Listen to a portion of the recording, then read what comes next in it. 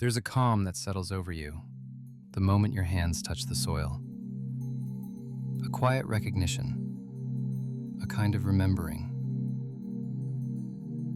The earth has a way of steadying you. You loosen the ground, and something inside you loosens too.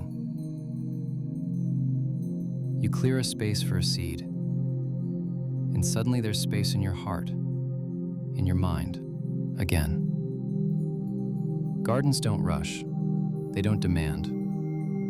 They simply invite you to move at the pace of breath and roots. And as you tend to each small life, you feel yourself being tended to as well. Softly, patiently, the way the earth cares for everything it holds.